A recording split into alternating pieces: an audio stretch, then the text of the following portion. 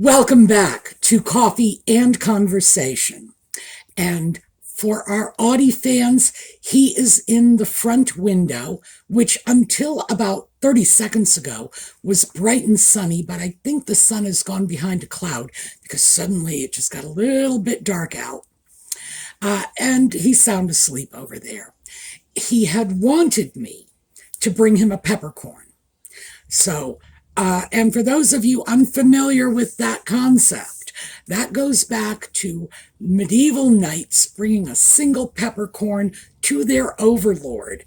Peppercorn was relatively meaningless, but it was the act of obsequience. And that's what Audie wants. He wants me to prove that I love him, and I will do this for him, and I will cater to him, and I will wait on him, because he has been following me around the house all day long with this sort of turn the water on for me, take the food out of my dish, throw it away, wash out my dish, and give me new food, and on and on and on. So I think he just wants to be catered to. One of our viewers had mentioned in the comments that it might be, the weather changing. This might have something to do with it. And yeah, it might. Audie, I think, I don't know for sure because I can't read his little cat brain, but I think he still has some recollection of the time before he had a home when he was out in the world and it was cold and scary and he was alone. So whenever it starts to get a little cold, his mood changes a little. And then it brightens up again in the spring, because remember, the first good spring day and he's out all night long. So I don't know, maybe there's something to that. But he will probably show up because he has not left me alone for more than about 3 seconds all day long. Yellow for Catherine, for Lex's mom, for everybody who is coping with cancer. We are just sending our best wishes your way, and let's all just hope that everyone who needs it has a successful outcome. And very quickly, I didn't do a yellow scarf today. I decided to do a yellow shirt instead because I haven't worn this scarf in a while and I like it. This is, here we go, here's a little signature on it, Kenzo. And it's just a really interesting batch of colors that I thought would do well with yellow, although there's not a lick of yellow in the scarf. So I wanted to follow up on the topic that we started yesterday, decision fatigue, because this apparently resonates with a lot of you, and I had a lot more information than I could cram into a half-hour video. So I thought we would just pick up today and start with part 2. So we'll get into it when we come back.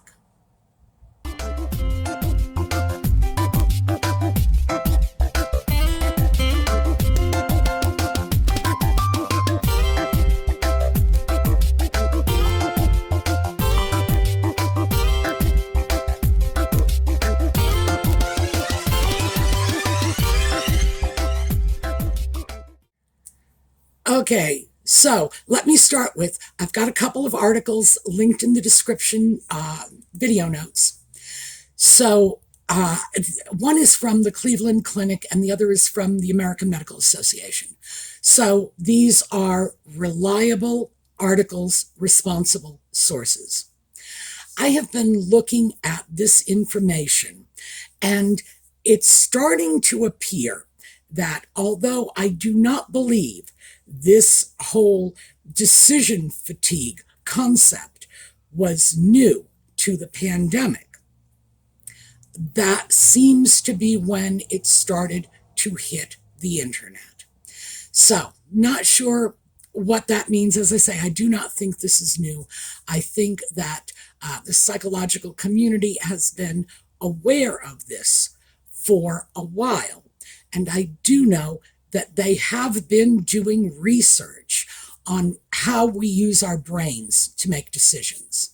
In other words, what part of the brain is involved and how it responds. So that leads me to if you are suffering from decision fatigue, There is a quick and easy solution for this. So that's sort of like my spoiler alert. Yes, we are going to get to that, but I don't want to take this too far out of order. So we'll get to that later. But yes, trust me, watch through the video and you're going to walk away with the magic bullet. And it really is so much easier than you think. I wanted to take a look at the symptoms of decision fatigue, because when I was speaking about this yesterday, I spoke about my own symptoms, just in terms of how this impacted me. But I am not the only person on the planet, and other people react in very different ways. So I'm just going to read you a paragraph and then we're going to talk about it. So let's just... Procrastination or decision avoidance. If you forget the vet appointment, you don't have to decide whether to move forward with that expensive surgery, right? Putting decisions off or avoiding certain people or situations altogether is one of the most common responses to decision fatigue. You might be procrastinating without even realizing it. Okay, that was what I spoke about, what I was feeling. Decision avoidance and just refusing, just trenching in my heels and saying, no, I'm not going to do it, which I think is probably something that this organization, and this is the Cleveland Clinic, that they would put under the category of procrastination or avoidance. It just seemed a little more definitive than that to me. I wasn't procrastinating. I wasn't avoiding. I was digging my heels in saying no. Perhaps that made me feel a little more empowered. And that's something else that's going to show up later on our list. Yes, these are legitimate coping mechanisms. They're not good ones, but this is what people are doing. So if you find yourself doing this, I would say the first thing to ask yourself is, why am I avoiding this decision? Why am I procrastinating? Why is it I can't seem to get my butt in gear when it comes to doing the things I need to get done? Could be you are simply overloaded, that this is your method of addressing decision fatigue. Because, as the article said, most common. So I expect a lot of us are doing this without realizing it. I was lucky because I was so much more crazy, proactive about it. I knew right away that I was not just avoiding, but completely resisting the decision-making process. But I could easily see in other areas of my life when I wasn't quite so keenly aware of it, when I was dawdling, I was procrastinating, I was finding other things to do instead. And in fact, I really wasn't aware that this was all part of the same issue. So much for my self-awareness. Now let's take a look at next on our list.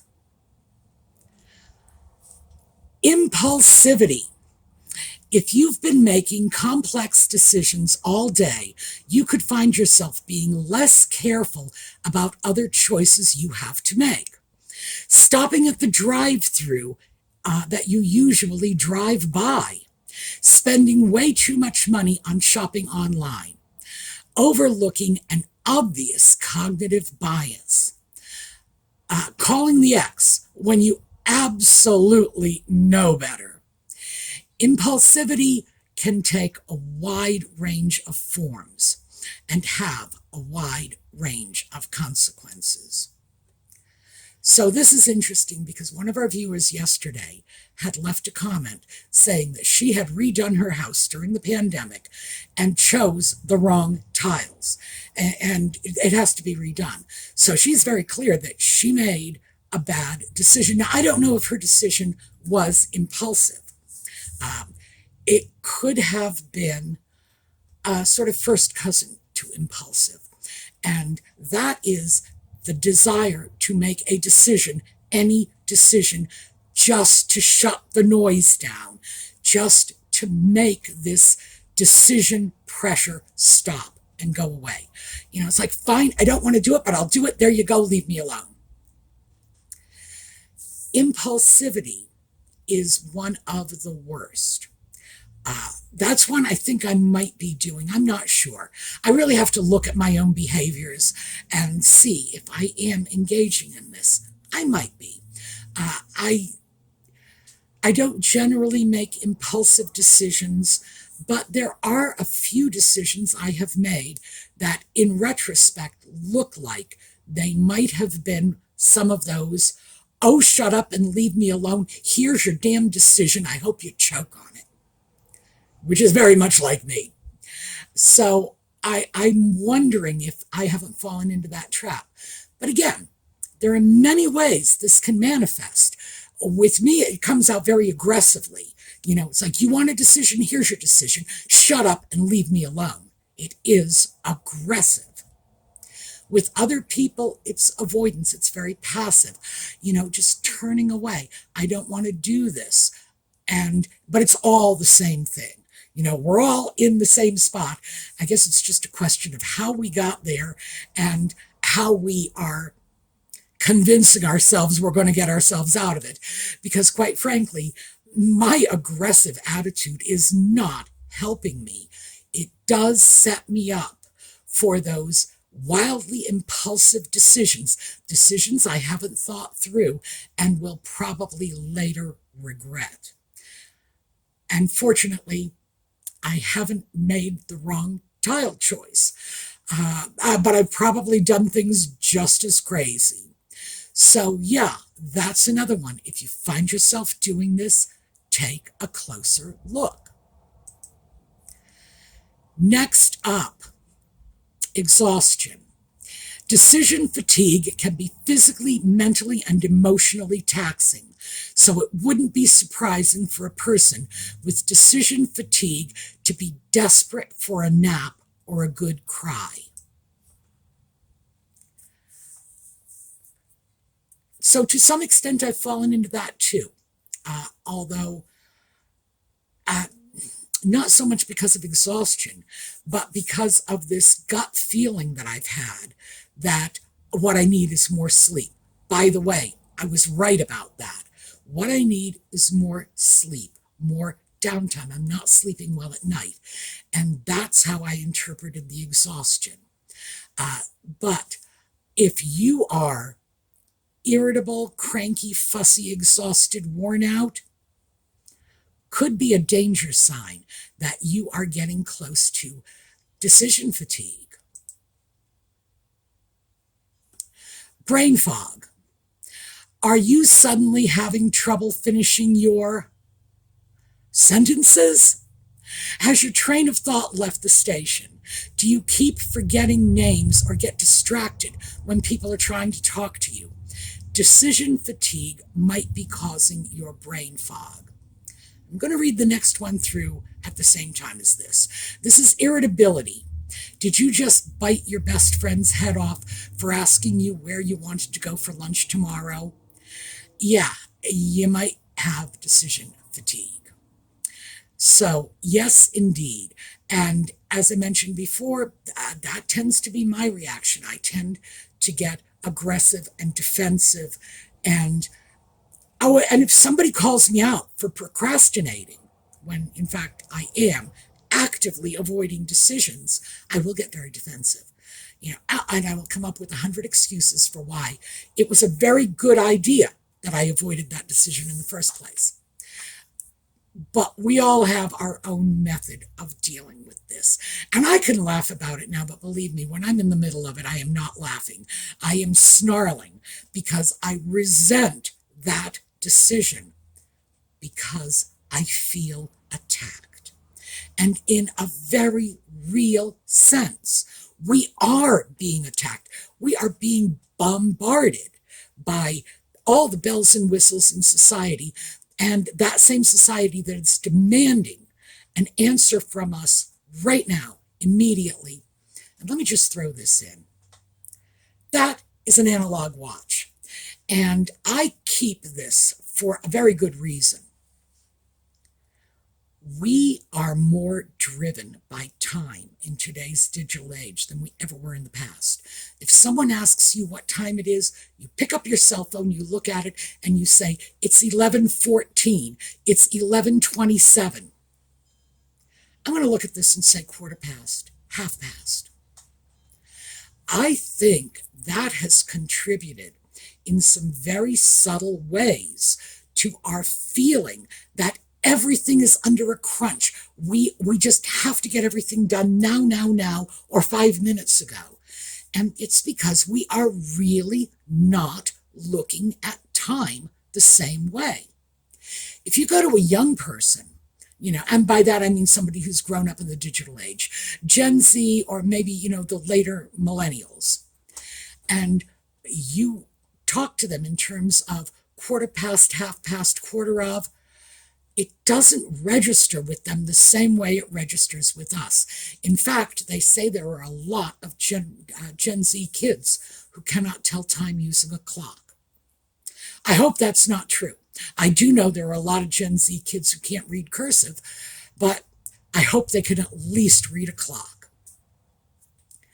But the thing is, it wouldn't surprise me if they couldn't, because in fact, they've grown up in that digital age, with those precise time increments. And it's not like 11 o'clock, it's 3 minutes past 11, it's 2 minutes of 11. And they look at that, and even though they might not be able to tell you that 10:58 is 2 minutes of 11, they certainly know it's not 11 o'clock. I'm not sure we do. I mean, I think we know if push comes to shove, we're not going to tell you that 2 minutes to 11 is the same thing as 11. But when we see it on the clock or the watch, I think it registers as around about 11. And I think that the sense of time we grew up with is somewhat different than the sense of time we are facing today. For example, I have doctor's offices that make appointments on the 10 minutes. So your appointment will be at 9:10 or 9:20 or 9:40. That was never a thing when I was young. I don't care who you were or how busy you were. 4:15, not 4:30, but 4:15. She thinks to intimidate me by the use of quarter hours.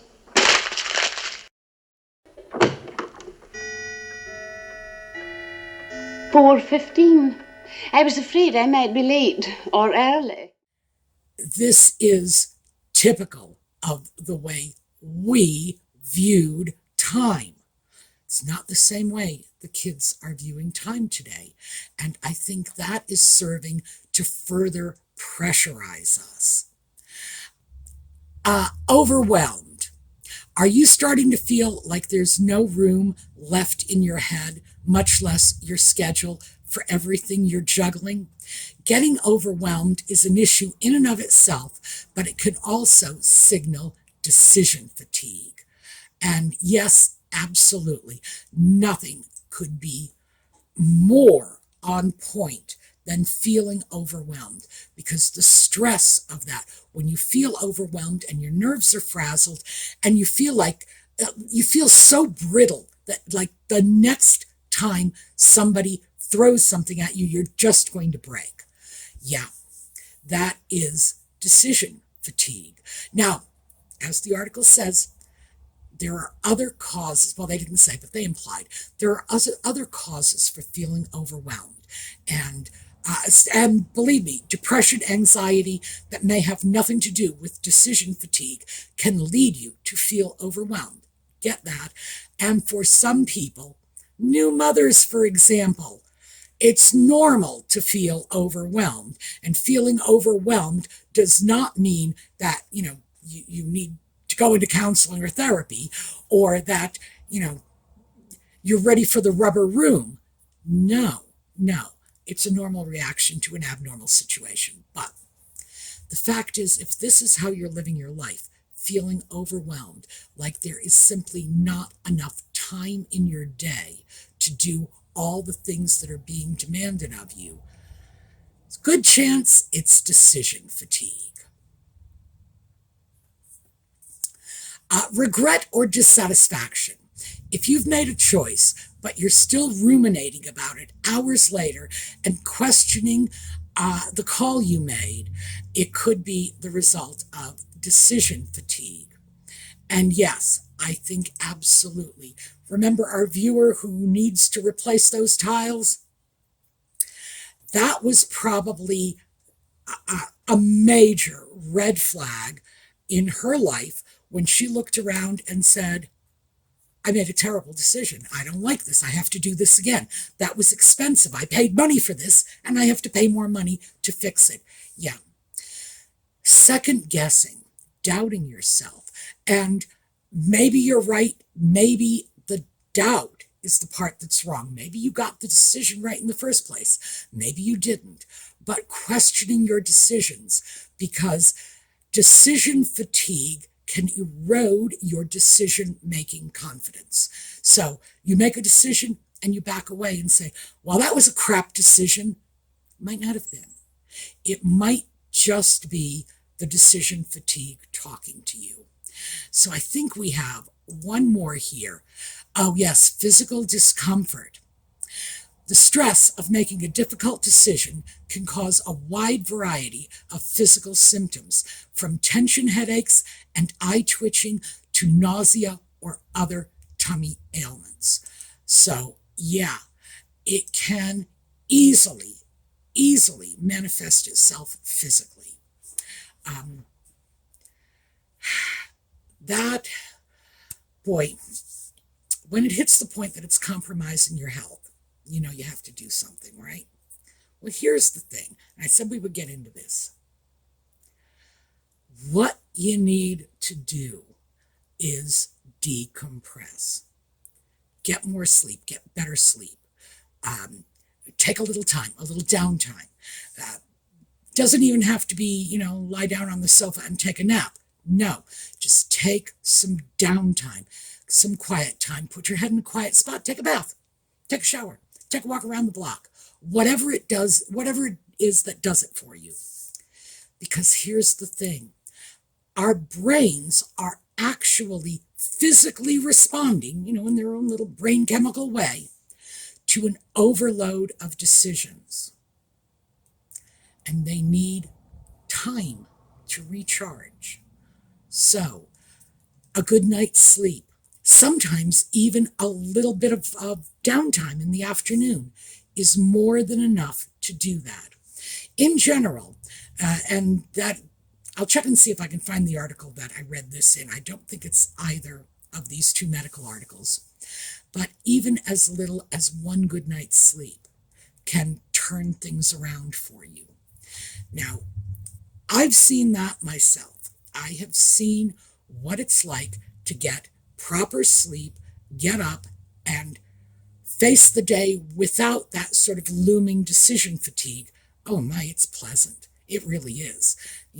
It's like, just you're banging your head against the wall and it feels so good when you stop. Oh yeah. And everybody has their own sort of slow down mechanisms. The thing I keep in mind about this is the 1950s housewife. Now, that was a person who had a crazy life. No one can say these women had an easy time of it. Cleaning a house and doing grocery shopping, menu planning, looking after kids, and families were bigger in those days. So looking after kids could mean 4 kids, 5 kids, 6 kids, getting everybody to school on time, etc. That was a massive, massive undertaking. They managed to do it. And there were a lot of ways they managed to do it.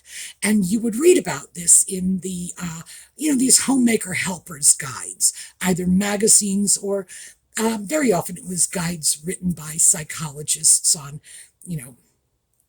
Mother's Little Helper guides. I'm just going to stick with that.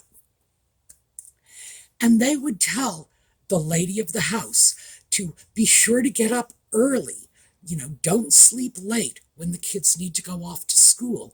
If you want to take a nap, do it after they leave the house. But get up, get everything organized.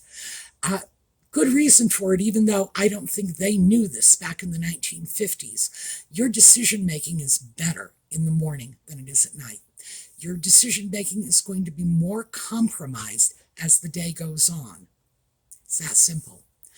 But Mom needed to be up, get the kids out of the house, and then she could sit down and, have a cup of coffee, look through a magazine, whatever she did for her downtime, and then back on her feet again to make sure they all have lunch and so on.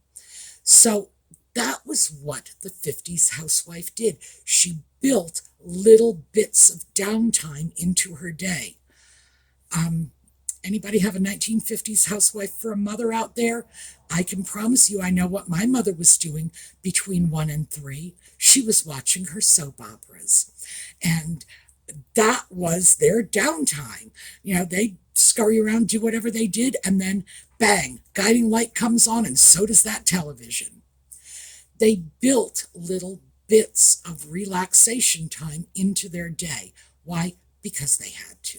That you just cannot run like a machine all day long, from 6 in the morning until 9 at night when you've got the kids in bed. You can't do it. And they found ways to cope. And these Mother's Little Helper articles in magazines or books or whatever, they even had some television shows that would give you this kind of advice. They were very useful in giving women tips and tricks for how to get through their day. Nobody gives you tips and tricks anymore. It just doesn't happen. We are all expected to get through our day. And I look at this from the point of view of an older retired person and think to myself, well, it's a struggle. And then I think there are a lot of young women out there who are not only dealing with the house and the family and whatever else, but a full-time job as well. And I don't know how they're doing it. I honestly do not. But if you don't take care of yourself, if you don't build in a little time for you in your day, where are you going to be? And the fact of the matter is, I can tell you where you're going to be. You're going to be in a rubber room. There's no two ways around it. So those were the list of symptoms I wanted to share with you. And I don't even like to call them symptoms. They're indicators that you might be dealing with decision fatigue. But I wasn't going to do that without giving you the answer. The AMA article had said that structuring your life, putting in routines, organizing things in advance so you're not stuck making the same decisions over and over again, or making decisions when you're stressed and you have to do it on the fly. They specifically suggest laying out your clothes the night before, which is something I have been doing ever since the pandemic. Ever since the pandemic recently was what I did when I was a kid. That's where I got it from. I found it just helped me deal a little better. David Beckham lays out his clothes a week in advance. That man is my bodhisattva. He truly is. I am so in love with his OCD. It's just, I'm not quite that excessive. Not yet anyway. I got to work on it. But I will still lay things out the night before, or more likely the afternoon before. I will check out the weather report for the following day, and that's how I plan what I'm going to wear, depending upon, is it going to be hot, is it going to be cold, is it going to be sunny, is it going to be rainy? Saves me all the aggravation of having to deal with this in the morning. And while we're talking about morning, if you have important decisions to make them early in the day. Making important decisions late in the day is not a good plan, because that's when the decision fatigue is mounting, when your brain is getting tired, and it's probably the worst time to make a decision. I will grant you there are times when we have to make decisions. A set of circumstances will come up. We have no choice but to make that decision immediately. I get that. But anything you can do in the morning, it's probably better for you if you do it in the morning. Routines, any kind of routine. If, for example, you go out grocery shopping every Tuesday afternoon, well, there you go. The decision about when to go grocery shopping is done. And now you can just go out and face the grocery store, which I think is something of a challenge too. But any decision you can make in advance and just build it into your schedule is going to be helpful. And then finally, like I said, sleeping. Getting enough decent sleep is important. That is a whole video in and of itself. And we don't have time to go into that. We can do that later if you want. But getting the right amount of the right kind of sleep is critical. And one of the things I do, so I will give you a little tip because I don't want to send you away saying, well, it's all about sleeping, but I'm not going to share with you. No, we can, like I said, we can go through that later. One of the things that I do, and I didn't realize I was doing it until I looked back over a period of time and saw that I had been doing this about once a week for the previous maybe 2 months. I will just take one day a week, and it's random. It really is, because my schedule is not always very consistent. And I will just look at my cat and say, we are going to bed early, and we're not getting up until I have had enough sleep. When I've had my fill, we're getting out of bed. So I choose a day where I don't have to be anywhere in the morning. I choose the night before when I don't have to be doing anything that is intellectually taxing, that's going to put me in the wrong frame of mind to fall asleep properly. And I usually have at least 2 days a week that I can choose from. And they're not always necessarily the same day, but I want to sleep until my body just says, okay, we're full. When I get up on one of those mornings, everything is peachy. And it will take me at least another week to get into that, decision fatigue, hamster treadmill thing.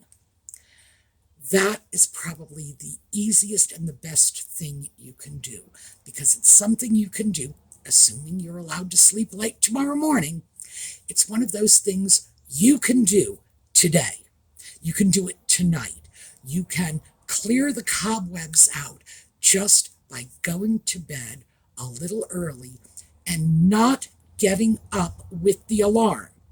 Oh, and if your biological clock wakes you up, look around and just say, I think I'd like a little more sleep, and roll over and just close your eyes again.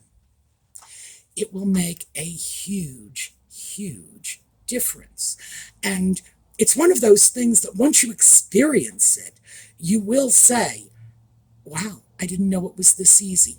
And the reason most of us don't know it's this easy is because most of us were raised in a generation that got their butts out of bed in the morning and did what they were supposed to do, and that alarm went off and we just got up. And that was it. And the idea of lolling around in bed, especially for those of us who are the children of the silent generation, of the greatest generation, those nose to the grindstone parents we had who would look at us and say, oh, are we being lazy this morning? Get your butt out of bed now. And it was drilled into our heads. So we need to give ourselves permission to get the amount of sleep we need. And as we get older, our sleep requirements change. So just make sure you're doing what's right for you. So I've already gone well over time. Sorry about that.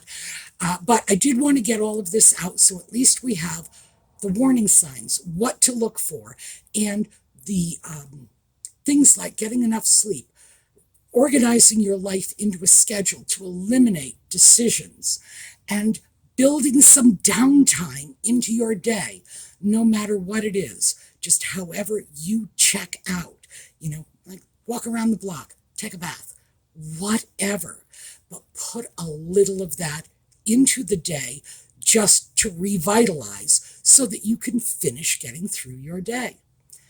There are ways to cope. We just need to understand that when we are going into decision fatigue, it is our brains telling us we need to slow down, and therefore we need to listen.